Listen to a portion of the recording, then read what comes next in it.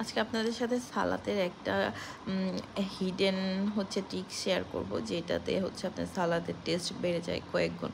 Normal সালাদের থেকে ওইটা খেতে বেশি টেস্ট লাগে। তো সালাদের সব উপকরণগুলো আমি একসাথে নিয়ে নিয়েছি। আর একটা জিনিস খেয়াল রাখবেন, যদি পোলাও এবং ইয়ের সাথে খেতে চান, খিচুড়ির সাথে, তাহলে এই সালাদটাকে একটু মিহি করে বলতে হবে, মানে চিকন করে। বড় থাকলে সেটা টেস্ট আসলে আমার কাছে অতটা পারফেক্ট লাগে না। সেই জন্য আমি এটাকে মিহি মিহি করে পলে নিয়েছি সুন্দর করে।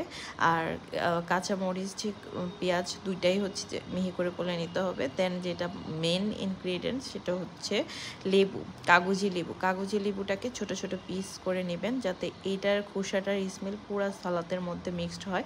আর দিয়ে দিবেন অল্প পরিমাণে সরিষার তেল।